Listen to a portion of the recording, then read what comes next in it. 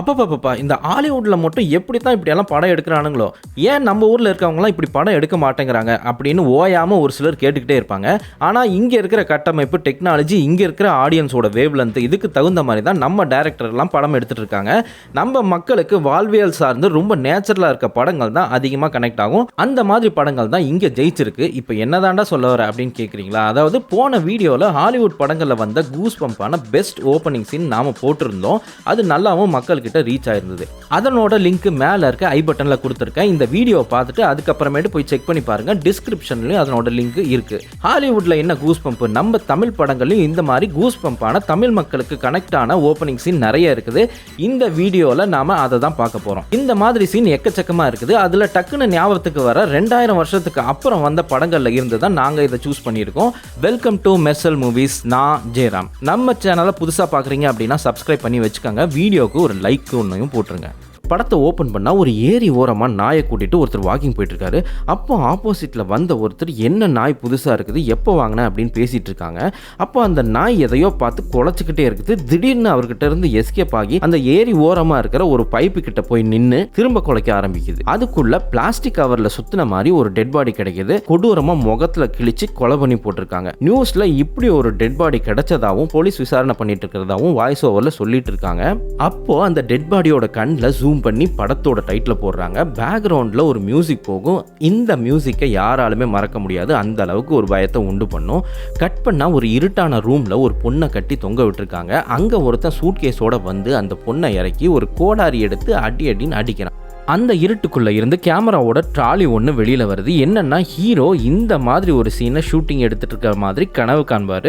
முன்னாடி வந்த சீனு ஒரு சீரியல் கில்லர் பண்ண கொலை. ஹீரோவும் சீரியல் கில்லர் ஷாட் தான் இங்கே எடுத்துகிட்டு இருப்பார். அந்த கொலைக்கும் இவருக்கும் ஒரு கனெக்ஷன் இருக்கிற மாதிரி படத்தோட ஆரம்பத்தில் சொல்லி ரொம்ப விறுவிறுப்பாக கொண்டு போயிருப்பாங்க. இந்த லிஸ்ட்டில் அடுத்த சீனை பார்க்குறதுக்கு முன்னாடி எங்களோட team all time best opening scene ஒன்று ரெடி பண்ணிட்டு இருக்கோம். உங்களுக்கு டக்குன்னு தோன்ற இந்த மாதிரியான ஓப்பனிங் சீன் இருந்தால் கமெண்ட்டில் சொல்லுங்கள். அந்த லிஸ்ட்டை எடுக்கிறதுக்கு எங்களுக்கு யூஸ்ஃபுல்லா இருக்கும். அடுத்ததா நம்ம பார்க்க போற படம் கோ. டைட்டில் முடிஞ்சதுமே ஒரு பேங்கை காட்டுறாங்க. ரொம்ப பிஸியா பணம் புழங்கிட்டு இருக்க அந்த பேங்குக்குள்ளேயும் வெளியேயும் சில பேர் நோட்டம் விட்டுட்டு இருக்காங்க. அப்போ ஒரு வேன் நிறைய செக்யூரிட்டியோட பணத்தை லாக்கருக்குள்ள வைக்கிறதுக்கு எடுத்துட்டு வராங்க. லாக்கரை ஓபன் பண்ண உடனே உள்ள இருக்கிற ஒருத்தன் வெளியே இருக்கவங்களுக்கு சிக்னல் கொடுக்குறான். முகமூடி போட்டுட்டு ஒரு 6-7 பேர் பேங்குக்குள்ள புகுந்து எல்லாத்தையும் அடிச்சு அங்க இருக்கிற செக்யூரிட்டி எல்லாத்தையும் ஷூட் பண்றாங்க. எல்லாரையும் கன் பாயிண்ட்ல வச்சு பேங்க் லாக்கருக்குள்ள இருக்க எல்லா பணத்தையும் அடிக்கிறாங்க. அதை வண்டியில ஏத்துறப்போ இந்த படத்தோட ஹீரோவான ஜீவா அதை பார்க்குறாரு. அவர் ஒரு பெரிய நியூஸ் பேப்பர் கம்பெனியோட கேமராமேன். அவர் கையில் இருக்கிற கேமராவை எடுத்து அந்த வேனில் இருக்கிறவங்க எல்லாத்தையும் ஃபோட்டோ எடுக்கிறதுக்கு ட்ரை பண்ணுறாரு. ஃபேஸ் சரியாக தெரியாதனால பின்னாடியே ஃபாலோ பண்ணிட்டு போய் சைடில் இருந்து எடுக்க ட்ரை பண்ணுறாரு. அப்பவும் ஒரு சிலரோட ஃபேஸ் சரியாக விழுகாததால் ஓவர்டேக் பண்ணிட்டு முன்னாடி போய் ஆப்போசிட்டில் வந்து எல்லாத்தையும் ஃபோட்டோ எடுக்கிறாரு. இதை பார்க்குற அந்த கேங் இவனை ஃபாலோ பண்ணி கொலை பண்ணுறதுக்கு ட்ரை பண்ணுறாங்க. இப்படி ஒரு இன்ட்ரெஸ்டிங்கான ஓப்பனிங்கோட இந்த படம் ஆரம்பிக்குது. இதுவும் ஒரு செமையான இன்ட்ரோ. படத்தோட ஓப்பனிங்ல ஒரு கெமிக்கல் ஃபேக்டரியை காட்டுறாங்க. அந்த ஃபேக்டரியை எதிர்த்து மக்கள் போராடிட்டு இருக்காங்க. அந்த ஃபேக்டரிக்குள்ள 4-5 பேர் சேஃப்டி ட்ரெஸ், மாஸ்க் எல்லாம் போட்டுட்டு சில கெமிக்கல்ஸை வண்டியில ஏத்திட்டு இருக்காங்க. அப்போ கை தவறி ஒரு ட்ரம் கீழே விழுந்துருது. அதுல இருக்க கெமிக்கல்ஸ் எல்லாம் கீழே கொட்டிடுது. அதை அங்க வர ஒரு நாய் குடிச்சிருது. பக்கத்துல இருக்கிற செக்யூரிட்டி அதை கல்லெடுத்து அடிச்சு துரத்தி விடுறாரு. இப்போ வேலையை முடிச்சுட்டு அந்த செக்யூரிட்டி வீட்டுக்கு நடந்து போயிட்டு இருக்கும்போது அவர் துரத்தி விட்ட அந்த நாய் இப்போ அவர் முன்னாடி ரொம்பவும் வித்தியாசமாகவும் கொடூரமாகவும் மாறி வந்து அவரை கடிச்சிருது. கட் பண்ணா வீட்டில் உட்காந்து சாப்பிட்டுட்டு இருக்காரு. அவரோட அம்மா அவரை ரொம்ப மோசமா திட்டிகிட்டே இருப்பாங்க. எதையும் கண்டுக்காம சாப்பிட்டுட்டே இருப்பாரு. ஒரு கட்டத்துல திடீர்னு ஏதோ வெறி பிடிச்ச மாதிரி மாறி பாஞ்சு அவங்க அம்மாவை கடிச்சு கொதறுவாரு. பக்கத்துல இருக்க அவரோட வைஃப் இதை பார்த்து பயந்து அவர் வெளியே தள்ளி கதவை சாத்துறாங்க. கொஞ்ச நேரத்துல உள்ள இருக்க அவரோட அம்மாவும் அதே மாதிரி மாறி அவங்களை கடிக்க ஆரம்பிக்கிறாங்க. வெளியில இருக்கிற அவரும் கதவை உடைச்சிட்டு உள்ள வந்து 2 பேரும் சேர்ந்து இந்த லேடியை கடிக்க ஆரம்பிக்கிறாங்க. இவங்க கிட்ட இருந்து தப்பிச்சு போற அந்த பொண்ணு வழியில சில பேர் மடக்குறாங்க. இப்போ அந்த பொண்ணுமே மிருகமா மாறி அவங்க 3 பேத்தையும் கடிச்சு கொதறுது. இங்க இந்த படத்தோட டைட்டில போடுறாங்க. இதுவும் ஒரு கொடூரமான வெறித்தனமான ஒரு இன்ட்ரோ. அடுத்ததா நாம பார்க்க போற படம் பில்லா 2. இந்த இன்ட்ரோவை கண்டிப்பா யாராலுமே மறக்க முடியாது. ஒரு டைமாவது நாம இந்த டயலாக சொல்லி பார்த்திருப்போம். என் வாழ்க்கையில ஒவ்வொரு நாளும் ஒவ்வொரு நிமிஷமும் ஒவ்வொரு நொடியையும் நம்ம தலை இப்படி ஒரு மாசான டயலாக் சொல்லிட்டு அங்க இருக்கவங்க எல்லாத்தையும் வெறித்தனமா அடிச்சு கொண்டுருவாரு. அதுக்கப்புறம் படத்தோட டைட்டில போட்டு இப்ப இவர் எப்படி இவ்வளவு பெரிய டானா மாறினாரு அப்படின்னு கதையை சொல்ல ஆரம்பிக்கிறாங்க. இதுவும் டக்குன்னு நம்ம ஞாபகத்துக்கு வர one of the best opening scene அப்படின்னு சொல்லலாம். அடுத்ததான் நாம பார்க்க போற படம் தெய்வ திருமகள். எடுத்ததுமே சென்னையை காட்டுறாங்க. ஒரு காரு கிருஷ்ணாவை இறக்கி விட்டுட்டு வேகமா போயிருது. நிலான்னு கத்திக்கிட்டு பின்னாடியே ஓடி போற கிருஷ்ணா தடிக்கு கீழே விழுந்துடுறாரு. அடுத்த நாள் காலையில எழுந்து கையில ஒரு டைரியை மட்டும் வச்சுக்கிட்டு நிலான்னு அங்கேயே சுத்திட்டு இருக்கிறாரு. அப்போ ஒரு திருடன் அவர்கிட்ட இருந்து பணத்தை திருடிட்டு ஓடும்போது கீழே விழுந்துடுறான். அவனுக்கு வந்து ஹெல்ப் பண்ற கிருஷ்ணா கிட்ட அந்த பணத்தை திருப்பி கொடுத்துட்டு போலீஸ் ஸ்டேஷனுக்கு அனுப்பி வைக்கிறாரு. போலீஸ் ஸ்டேஷன்ல இவரை பத்தியும் நிலாவை பத்தியும் கேட்கிறப்ப அதை கூட சொல்ல முடியாம ரொம்ப குழந்தைத்தனமா பேசுறாரு. கிருஷ்ணா அப்படிங்கிற இந்த கேரக்டர் குழந்தைத்தனமாவும் மனநல பாதிக்கப்பட்டவராகவும் இருப்பாரு. இவர் எப்படி இந்த பரபரப்பான சென்னை சிட்டில நிலாவை தேடி கண்டுபிடிக்க போறாரு அப்படிங்கிற ஒரு கியூரியாசிட்டியை படத்தோட ஆரம்பத்திலே காமிச்சு நம்மள அதுக்குள்ள இழுத்துட்டு போயிருப்பாங்க.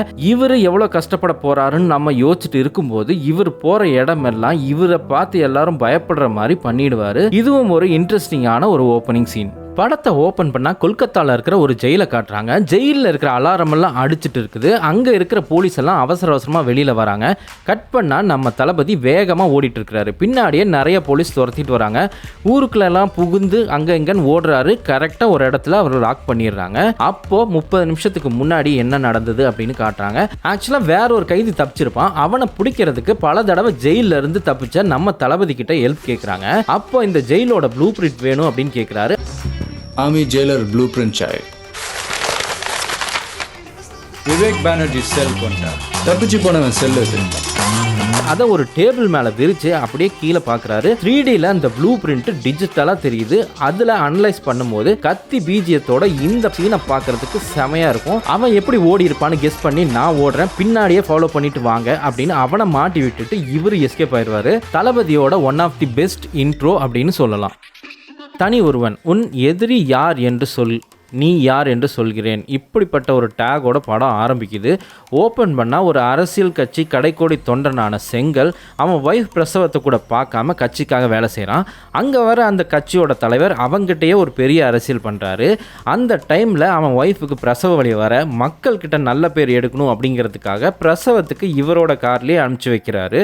அங்கேயே பிரசவ வலி அதிகமாக அந்த கார்லேயே பிரசவம் பார்க்குறாங்க. மறைக்கிறதுக்கு அங்கே இருக்கிற அரசியல் பேனரை பிடிக்கிறாங்க. அதில் என்ன எழுதியிருக்கு அப்படின்னா உத்தமரே வருக, எதிர்காலமே வருக அப்படின்னு அந்த குழந்தைய வரவேற்கிற மாதிரி போட்டிருக்கு. இதை பார்க்கும் போதே தெரியுது இவன் பெரிய அரசியல்வாதியாக வருவான் அப்படின்னு. கொஞ்சம் வருஷத்துக்கு அப்புறம் செங்கல் அவன் பையனோட கட்சி தலைவரை பார்க்கறதுக்கு போயிருக்கான். அப்போது அங்கே இருக்கிற இன்னொரு கட்சி நிர்வாகி கூட எம்எல்ஏ சீட்டுக்காக சண்டை போட்டுட்டு இருக்காங்க. எதிர்பார்க்காம அவனை அடிக்க போய் அங்கே அவன் செத்து போயிடுறான். அங்கே இருக்கிற செங்கல் கிட்ட உன் தலைவனுக்காக நீ ஜெயிலுக்கு போ, உன் பையனை நான் பார்த்துக்கிறேன், நான் அவனை டாக்டருக்கு படிக்க வைக்கிறேன் அப்படின்னு பதட்டத்தோட அழுதுகிட்டே கட்சி தலைவர் கேட்குறாரு. இது எல்லாத்தையும் பார்த்துட்டு இருக்கிற அந்த பையன் இந்த பழியை ஏற்றுக்கிட்டு நான் ஜெயிலுக்கு போகிறேன், நான் சின்ன பையன், எனக்கு தண்டனை கம்மியாக தான் இருக்கும், நீ அந்த எம்எல்ஏ சீட்டை கேளு, நீ எம்எல்ஏ ஆகி என்னை வெளியில எடு அப்படின்னு அவங்க அப்பா கிட்ட சொல்றான். தலைவரும் அவங்க அப்பாவும் ஆடி போயிடுறாங்க. தலைவரை பார்த்து என்ன ஓகேவா அப்படின்னு ரொம்ப கெத்தா கேட்பான். இந்த சின்ன வயசுல இவ்வளவு அரசியல் பண்ற இவன் இந்த படத்துல பெரிய அரசியல்வாதியா வருவான் அப்படின்னு பார்த்தா அதுக்கு மேல ஒரு கிங் மேக்கரா உருவாகி வருவான். இப்படி ஒரு வில்லனோட மாஸ் என்ட்ரியோட இந்த படம் ஆரம்பிக்குது. படத்தை ஓப்பன் பண்ணால் ராயபுரம் மணி ஃபோனில் இந்த டிசி ராகவன் எதுக்கு என்னோட விஷயத்தில் தலையிடுறான், யூனிஃபார்ம் போட்ட திமிரில் இதெல்லாம் பண்ணிட்டு இருக்கானா அப்படின்னு பேசிட்டு இருக்கான்.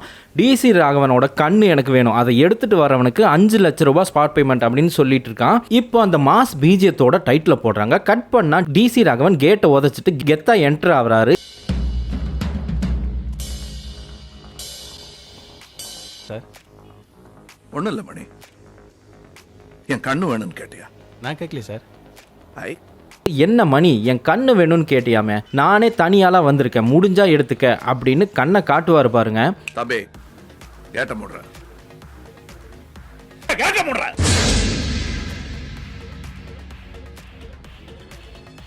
ஹாலிவுட் படத்தில் தான் கூஸ் பம்பு அப்படி இப்படின்னு சொல்லுவாங்க. ஆனால் இந்த சீனில் வரும் பாருங்க ஒரு கூஸ் பம்பு, சும்மா அடித்து எல்லாரையும் தனியாலாம் துவம்சம் பண்ணிட்டு அப்படியே திரும்புவார். அங்கே இன்ட்ரோ சாங்கை போட்டு படத்தை ஸ்டார்ட் பண்ணுவாங்க. தமிழ் சினிமாவுக்கே one of the best opening சீன்னு சொல்லலாம். இந்த சீனை பார்க்கும்போது பல பேர்த்துக்கு இப்போவே இந்த படத்தை போய் பார்க்கணுன்னு ஆசையாக இருக்கும். கண்டிப்பாக போய் பாருங்கள். படத்தை ஓப்பன் பண்ணால் நடுராத்திரியில் காட்டுக்குள்ளே சிவசாமி அவன் பையன் சிதம்பரத்தை கூட்டிட்டு பயந்து பயந்து தண்ணிக்குள்ளே நடந்து போயிட்டு இருக்கிறான். கையில் 2 பேக் இருக்குது. அப்போது சிதம்பரம், அப்பா இதுக்கு மேலே என்னால் தண்ணிக்குள்ளே நடக்க முடியாது, இந்த பேக் நனைஞ்சிரும்னு சொல்கிறான். இதை எதுக்கு எடுத்துகிட்டு வந்த அப்படின்னு அப்படின்னு சிவசாமி கேட்குறான். நான் அங்கே தான் வச்சுட்டு வந்தேன், நீயும் மாமாவும் தனியாக பேசிகிட்டு இருக்கும்போது அம்மா தான் இதை எடுத்துகிட்டு போ அப்படின்னு சொன்னாங்க அப்படின்னு சொல்கிறான். அந்த பேக்கை சிவசாமி வாங்கிட்டு இப்போ திரும்பவும் நடந்து போகிறாங்க. அந்த பேக்கை ஒரு மாதிரி பயத்தோடு பார்த்துக்கிட்டே போகிறான். இப்போ ஏன் நம்ம தண்ணிக்குள்ளே போயிட்டு இருக்கோம், கரையில் நடக்கலாமே அப்படின்னு சிதம்பரம் கேட்குறான். பின்னாடி நம்மளை துரத்திட்டு வராங்கல்ல, அதனால தான் பேசாமல் வா அப்படின்னு சொல்கிறான். கட் பண்ணால் இங்கே நடுக்காட்டுக்குள்ளே போலீஸ் வண்டி ஒன்று வருது. அப்போது சிதம்பரத்தோட அம்மாவும் அவனோட மாமாவும் ஒரு பக்கமாக இன்னொரு குழந்தைய கூட்டிகிட்டு பதுங்கி போயிட்டு இருக்காங்க. போலீஸ் வண்டி வரதை பார்த்ததும் திரும்பவும் காட்டுக்குள்ளே போய் ஒளிஞ்சுக்கிறாங்க. போலீஸ் வண்டியும் கிராஸ் ஆகி போயிடுது. அப்போ அவங்க கூட்டிகிட்டு வந்த ஆடு ஒன்று வெளியில் ரோட்டுக்கு வர போலீஸ் அதை பார்த்து வண்டியை நிறுத்தி என்ன ஏதுன்னு பார்க்குறாங்க. கூட வந்த போலீஸ்காரர் ஊருக்குள்ளே எவ்வளோ பெரிய சாவு விழுந்திருக்கு, எல்லாரும் ஹாஸ்பிட்டலில் தான் இருப்பானுங்க, இங்கே யார் வர போகிறாங்க அப்படின்னு சொல்லிட்டு இருக்காங்க. கட் பண்ணால் சாவு நடந்த வீட்டுக்கு அந்த போலீஸ் போகிறாங்க.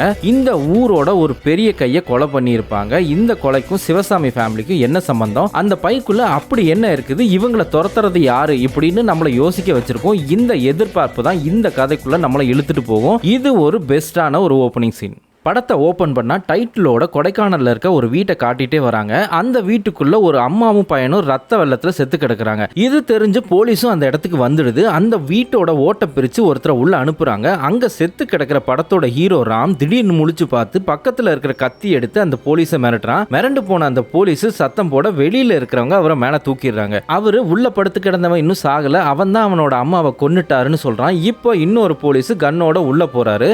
இப்போ ராம் அவர் வந்ததையே கண்டு கையில கத்தியோட அங்க இங்கன்னு வெறித்தனமா நடந்துட்டு இருக்காரு. இப்போ ஒரு இடத்துல போய் அமைதியா உட்கார்ந்துகிட்டு போலீஸ் கிட்ட சத்தம் போடாத, அம்மா தூங்கிட்டு இருக்காங்கல்ல, வெளியே போ அப்படின்னு சொல்றாரு. இதை கேட்ட அந்த போலீஸ் மிரண்டு போயிடுறாரு. நம்மளுமே மிரண்டு போயிடுவோம். இப்படிப்பட்ட இன்ட்ரோவை பார்த்ததுக்கு அப்புறம் இவன் யாரு, எதுக்காக இவனோட அம்மாவே கொலை பண்ணியிருக்கிறான், இவன் நல்லவனா இல்ல கெட்டவனா இல்ல பைத்தியம் பிடிச்சிருக்கா, இப்படி பல கேள்விகள் நம்ம மைண்டுக்குள்ள ஓடும். இந்த ஆர்வமே இந்த கதைக்குள்ள நம்மளை இழுத்துட்டு போயிடும்.